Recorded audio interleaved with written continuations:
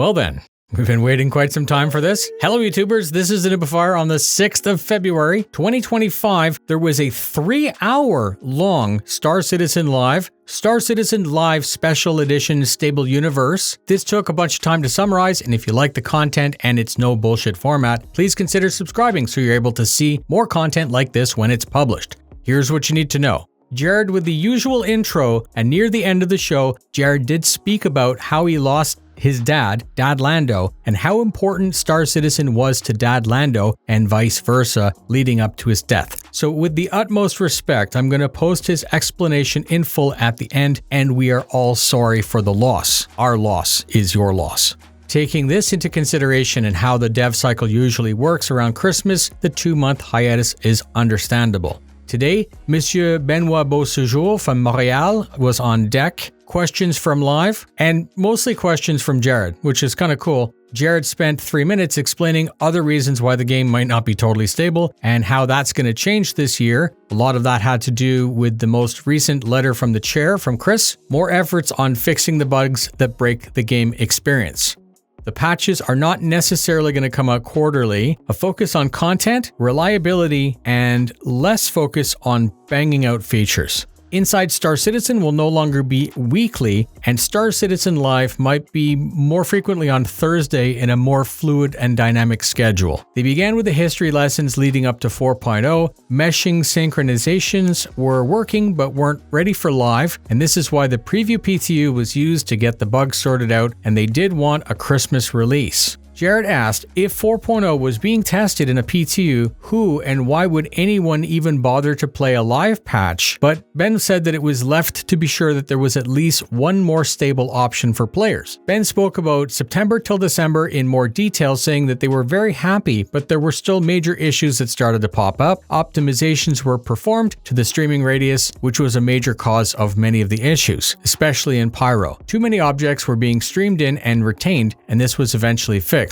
More players per server were tested, and there is an issue with teleporting assets, which was tackled. In a normal game, if an object is teleported in and out, that's fine. It is where it is, and it can be removed. But in Star Citizen, this item needs to be replaced and replicated across all of the servers. Trial and error in testing was a team effort, allowing for a set of rolling hotfixes to AI and network to address performance. Performance, stability, and content was confirmed as the overall goals for 2025. Ben has allocated even more developers to deal with the player-reported bugs, and this will slow down the features a little bit and focus on the core 3 goals. They spoke for 4 minutes discussing the difference between a coder, an engineer, and a developer, and then they spoke about who is chosen to work on what. Ben likes to mix it up because the team is full of talented people. Having one person completely build a feature from start to finish might seem like the best thing and the most logical plan, but if that feature hits a bunch of issues or bugs, that might be the time to add a new lead to look at the issue with fresh eyes. Jared reminisced about when patches were released quarterly without fail, but in 2025, they've decided that this schedule is actually hurting development and will not be done anymore. Supercritical features that may have taken a year to complete would have normally been done by a junior with the support of a senior, and they're going to be changing this to a more deliberate effort with fewer features being worked on, but better and faster so they can move on to the next one. The Squadron 42 release deadline is changing how some of the resources are allocated, but Ben did say that it's very nice to work against a hard goal. They said that there would be no silver bullet patch that fixed everything, and they do acknowledge that sometimes patches seem to head backwards, despite this not being the case because they are actually making progress against the total tech debt, as it was explained. Ben said that each player has his own way of dealing with bugs and crashes, and the team does also track and try to replicate these, both to find bugs, but to also figure out what's causing them. And then Jared reinforced that when they're working on a patch, it's perfect until we get our hands on it, right? Until the players start to play with it, and that's when all of the bugs show up.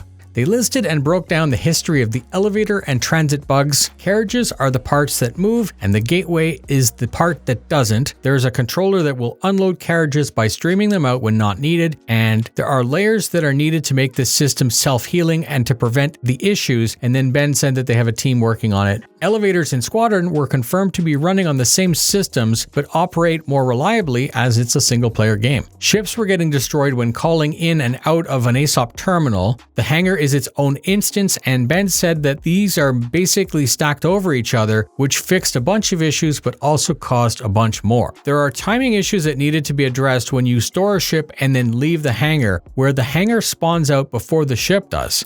Adding an optimization to the rules for the timing system will fix that issue. Items stowed and unstowed are created and destroyed based on the data table. They're working on ways to further optimize this, and Jared hinted that there would be a show dedicated just to this topic in the future. Ships sometimes despawn with a player inside, and this shouldn't happen because there are systems in place to prevent that, and yes, it does happen, and they're working on it. Missions have newly been refactored, but Ben confirms that this is a huge system that is complicated with many ways to break it, so mission markers still need to be streamed into its own replication layer. That is not always fully reliable and visible to the player, which would explain a lot. And once again, there are things that need to be addressed and improved to bring them in line with the current and future needs of the game. They spoke for like 20 minutes about specific issues for numerous parts of missions that are bugged and how they decided to fix them. Ben spoke about issues with adding Vulcan support and some of the fixes, and then Ben spoke about how important it is for the team that we provide detailed bug reports. Ben ended by saying that they know about the things that we're dealing with because they also deal with them and they're also working on it. That's it. As promised, I'm going to end out with the segment where Jared spoke about his father's relationship with the Star Citizen community. If you like the content and got something out of it, please consider sharing with a friend or orgmate. Thank you very much for spending your time with me. Fly safe, and I'll see you in the verse. This is going to be a real change of topic here. In November, for IAE show episode 3, we released this puppet song that John Crew and I did, that I wrote, and this thing that I've been dreaming about. Kat, our fantastic creative director for the project, made it all happen, and stuff like this. And it was one of the things I was most proud of. And about an hour after that episode went live, on November 28th, I called my dad. Those who have followed the project for a while know that my dad is a Star Citizen. Ever since that random day in 2017 when I got a text message, "Hey son, when is the Cutlass Red? Get this," or whatever. I'm like, what the hell are you talking about? My family is not supposed to be involved in this thing. He's been a Star Citizen for a long time. I called him up because it was one of those things that I knew would make him proud and it would make him laugh. And it did.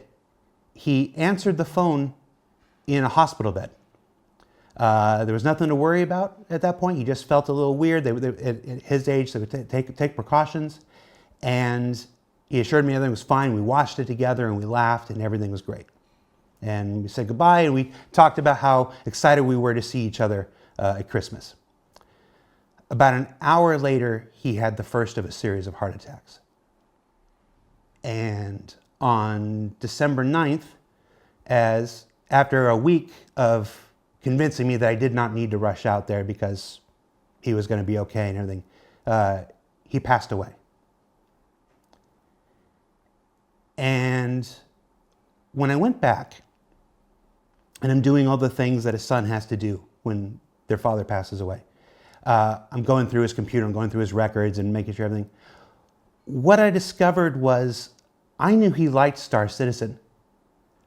I did not understand the breadth of involvement that he had.